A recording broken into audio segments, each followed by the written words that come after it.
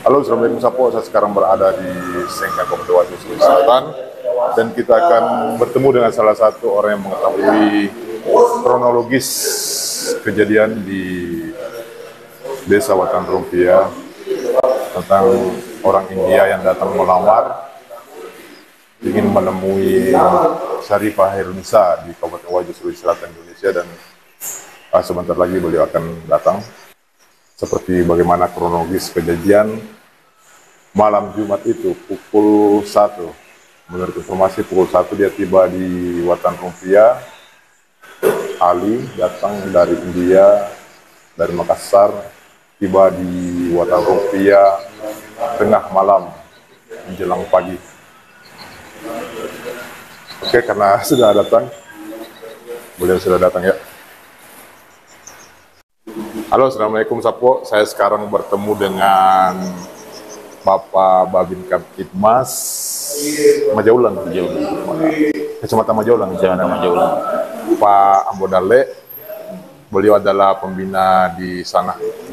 Ini komandan lagi viral sekali nih, di TikTok, di media sosial, tentang jangan ke Wajo. Iya, itu kan sama sekali membuat kita sebagai orang Wajo merasa risih dengan konten-konten yang dibuat, mungkin hanya lelucon, tapi kita sebagai orang Wajo merasa risih juga sih melihat fenomena yang viral ini di Wajo.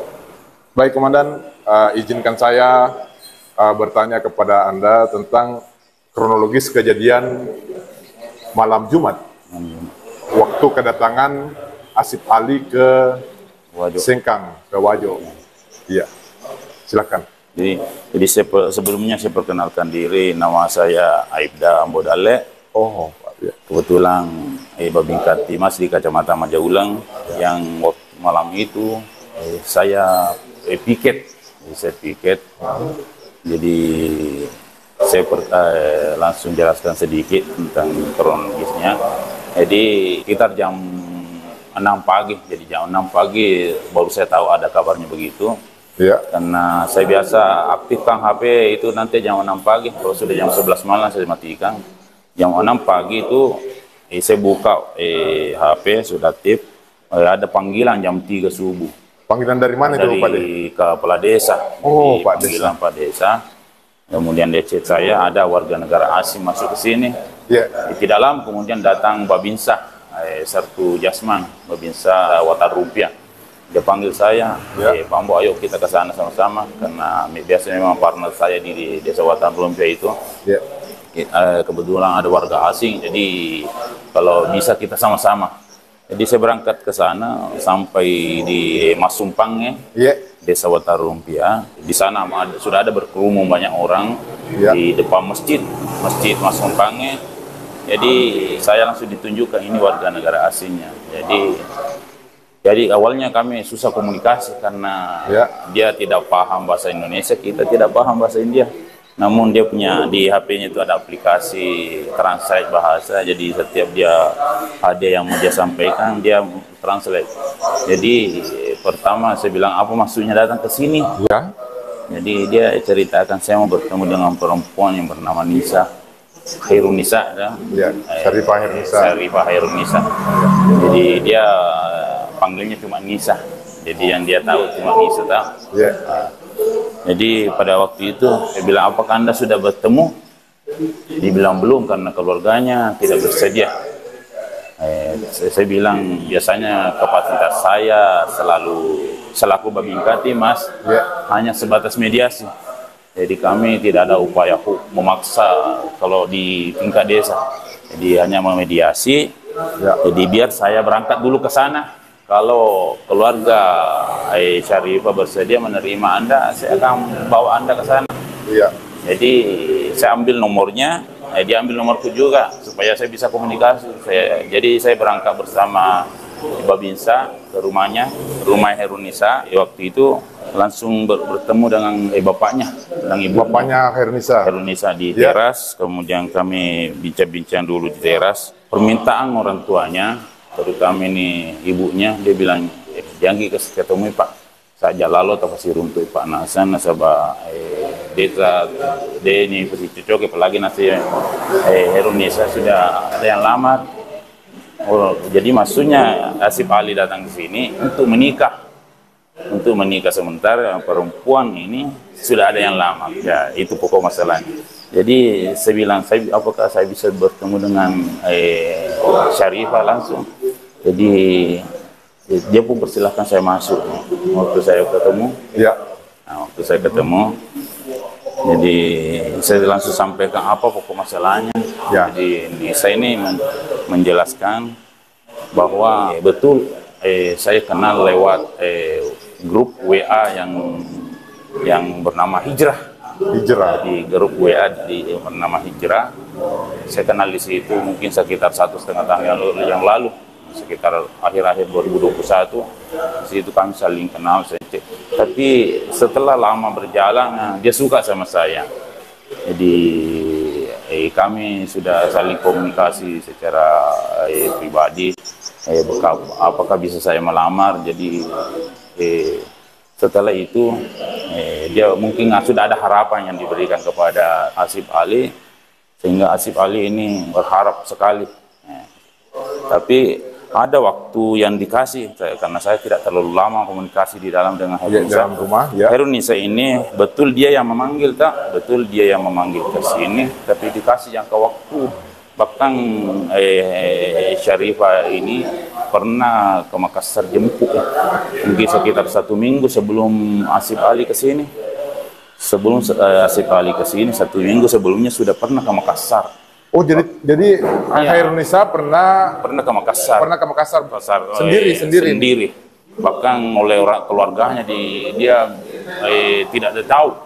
Dicari, dihubungi semua keluarga, tidak ada yang tahu kemana. Dia menunggu di bandara. Jadi ketika setelah 2 hari atau 3 hari, 2 malam 3 hari di Makassar di bandara, dia sudah kehabisan uang.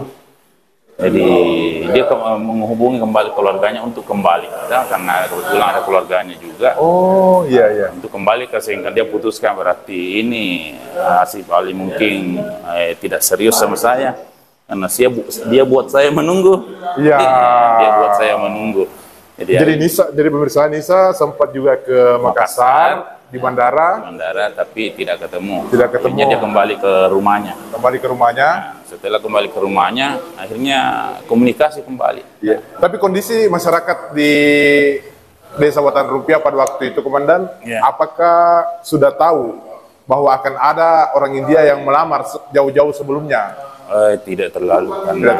Ya, karena dia komunikasinya melalui HP terus.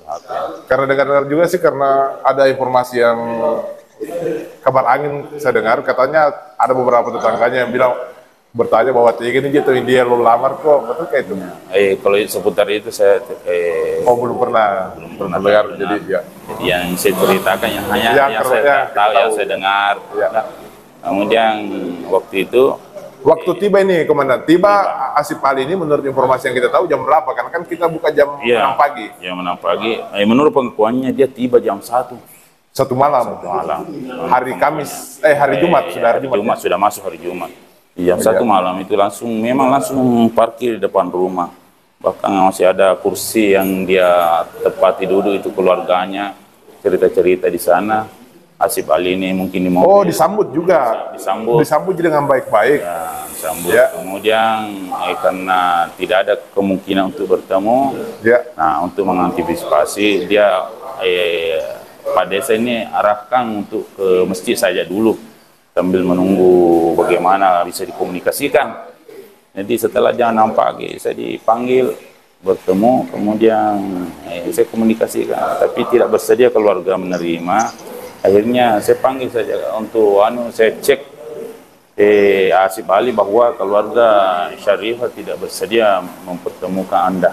Terus Asif Ali ngotot, dia bilang ngotot. Kalau memang tidak bisa ketemu, tidak bisa menikah, hanya bertemu saja, saya mau bertemu langsung. Tapi saya punya kapasitas tidak bisa. Tidak bisa memaksakan untuk kehendaknya Asif Ali. Jadi saya panggil saja ke kantor, bilang nanti di kantor kami bisa fasilitasi, nanti di kantor untuk dipanggilkan. Jadi Asip Ali ini saya bawa ke kantor sekitar jam-jam 9 pagi. jam 9 pagi. Ya. Mungkin di kantor itu saya telponi keluarga Nisa untuk dipertemukan. Tidak lama kemudian, mungkin setengah jam kemudian datang kakaknya membawa guru-guru agama yang bisa menerjemahkan bahasa Arab, karena Asip Ali ini bisa dua bahasa. Oh, Asip Ali bisa bahasa Arab juga. Bahasa Arab ya. juga. Terus dia bawa ke kantor komunikasi, dan kami hanya menyaksikan saja komunikasinya. Kakaknya Hairunisa ini laki-laki atau perempuan? Laki-laki. Oh, laki-laki. Oh iya. Ya, kakaknya saya kurang tahu juga kakaknya tadinya. Jadi dia saudaranya Hairunisa bawa guru bahasa Arab ke kantor. Cara lama mungkin di situ mungkin sekitar 1 jam kemudian Ya. kami telepon supaya Syarifah ini datang. Ya. Syarifah datang, tapi keluarganya minta agar diberikan jaminan. Saya bilang, kami kalau sudah di kantor diberikan jaminan keamanan. Nah, kemudian dia minta lagi, dia tidak mau pertemukan adiknya berdua, jadi harus didampingi. Jadi kalau itu kami tidak tahu, karena kami akan hanya fasilitasi saja, Ya. namun tidak datang sampai menjelang sholat Jumat. Menjelang sholat Jumat tidak datang, jadi saya serahkan sama anggota yang ada di kantor, karena saya kan sudah pulang. Karena sudah lepas jaga. Jadi Asip Ali sholat Jumatnya di Watan Rupiah juga? Saya kurang tahu karena saya sudah pulang. Sekitar jam 11 saya sudah pulang. Oh, sudah beda tugas lagi. Ya. Sudah lepas jaga. Lepas jaga, ya. Habis itu? Saya sudah pulang, saya ditelepon sama anggota agar diberikan nomornya ini Nisa supaya bisa dikomunikasikan, karena Asip Ali ini sudah dijemput oleh Kasaintel. Kasaintel dijemput untuk dibawa ke Polres, karena ini warga negara asing ini, kita jamin keamanannya. Dijemput bawa ke Polres untuk dipertemukan. Jadi sempat diminta nomornya. Awalnya saya yang diminta untuk pergi jemput. Saya bilang nomor HP-nya ada semua. Saya ambil nomor HP-nya kakaknya, nomor HP-nya mamanya, nomor HP-nya Nisa, nomor HP-nya Bebinsa, nomor HP-nya saya sempat kirimkan semua. Yang mana saya kirimkan ke identitas, saya kirimkan juga semua identitas. Jadi ternyata Asip Ali datang ke Wajo maksudnya untuk langsung melamar. Langsung melamar. Dia nama manu-manu Jolo. Iya. Tidak mau manu-manu. Manu-manu. Mungkin langsung. Kan kita punya adat itu manu-manu dulu tuh, komandan tuh di sini. Iya. Tapi dia ngotot mau langsung bawa ini si Nisa. Atau saya kurang tahu masalah anunya. Karena ada acara bicara-bicara tiket itu hari saya dengar. Yang saya tahu hanya tiket yang waktu ke sini saja. Tiket saya kurang tahu komunikasinya masalah tiket berangkatnya. Tapi keluarganya Nisa, dia tetap bertahan karena perempuan ini sudah dilamar. Sudah dilamar. Sudah dilamar. Dan dia buktikan, dibilang lebih baik, saya kembalikan uangnya. Dikembalikan uangnya? Saya masih ada di sana, kakaknya sudah berangkat ke BRI untuk cetak itu bukti transferan tuh, yang dari Arab Saudi itu. Jadi, yang jumlahnya 10 jutaan. Mungkin sekitar 10 jutaan katanya. 9.500.000 berapa itu. Jadi dia mau gantikan 10 juta yang berarti Asip Ali ini. Tapi Asip Ali tetap bertahan, saya tidak butuh uang. Yang saya butuhkan calon istri. Karena saya ke sini bukan untuk mengambil uang itu. Saya dipanggil ke sini untuk menikah. Harusnya Asip Ali ini punya orang di sini ya supaya bisa mediasi komunikasi sebelum datang. Tapi di sisi lain juga karena pernah membuat Nisa menunggu ya di Makassar selama 2 hari. 2 hari. Iya. Kehabisan uang dia balik lagi ke sini. Karena dijanji mau datang Asip Alinya, ternyata Asip Ali tidak datang. Iya. Tapi waktu ke Makassar itu dia tidak sepengetahuan keluarganya. Begitu, tidak sepengetahuan keluarganya. Berarti kalau dari hilang waktu itu. Berarti kronologis kalau dilihat dari ceritanya ini mereka saling mencintai ya. Saling suka. Ini kasus yang rumit sebenarnya. Ini agak melebar pembahasannya. Kemarin kita minum dulu lah. Ayo minum dulu. Ya. Kira-kira komandan kalau saya ke Desata di Watan Rupiah itu boleh tidak saya izin sama kita ini jalan-jalan ke sana? Oh, masalah izinnya ya mungkin saya tidak punya kewenangan, tapi semua orang punya hak kan? Iya. Ya, punya hak. Karena dengar-dengar banyak wartawan dan YouTuber dan beberapa punya media yang datang katanya ditolak dan tidak mau diambil keterangan di sini saja. Keluarganya yang menolak. Oh, keluarganya yang menolak. Dengan Nisa sendiri yang tidak mau diwawancara. Iya, tapi kondisi Nisa sekarang kalau dengar-dengar masih tertekan ya karena Yang sih tertekan secara psikologis.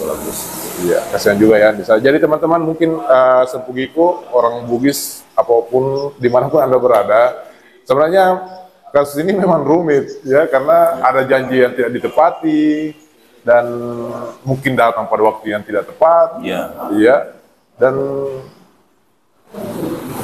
ya, kalau saya sebagai orang tua perempuan, saya secara asumsi ya, secara pribadi, saya sebagai orang tua perempuan, saya bisa merasakan tidak mungkin serta-merta menyerahkan anak saya kepada orang asing yang tidak jelas asal-usulnya. Mungkin jelas asal-usulnya, cuman kalau kita di Bugis itu, kalau ada yang melamar, kita pasti pertanyakan dia orang dari mana? Orang dari mana? Apa boleh tega? Iya, begitu. Mungkin proses, kalau dalam bahasa Arabnya mungkin proses apa nih ya, proses taruh. Proses taruh yang jangka panjang. Taruhnya ini sudah berjalan 1,5 tahun. 1 tahun setengah, ini luar biasa. Cukup ya komandannya. Jadi sangat jelas pemirsa, kita tadi dengar langsung dari kronologis dari Bapak Pembina di sana, Bapak Babinka Timas, Aibda Ambodale. Iya, Aibda Ambodale di Polsek Majaulang. Karena kebetulan wilayah Kecamatan Majaulang memang Watan Rupiah. Dan saya berharap teman-teman yang menjadikan lelucon Wajo agar segera berhenti karena itu sangat membuat kita orang Wajo ini risih ya. Iya. Apalagi di TikTok, di beberapa orang, bahkan orang Wajo sendiri ada yang bikin TikTok seperti itu. Jadi kita ini merasa bahwa ini bukan hal yang salah, bukan orangnya yang salah, tapi waktu dan tempat barangkali ya. Ada miskomunikasi. Orang satu bahasa pun bisa miskomunikasi, apalagi kalau berbeda bahasa. Oke, cukup sekian video kita kali ini dan nantikan saya akan berangkat menuju Desa Watan Rupiah. Saya izin sama Pak Babinka Timas dan mungkin kalau saya ke sana komandan, mohon petunjuk saya temui siapa dulu kalau ke sana. Bisa lewat tapangnya. Bisa lewat tapangnya. Puskesmas. Apakah saya harus melapor di RT dan Pak Desa? Bisa. Pak RT bahkan mungkin Pak RT bisa temani ke sana. Oh iya. Ya kita sebenarnya mau melihat kondisi Hairunisa gimana dan saya sebagai orang Wajo pastinya mendukung orang Wajo lah.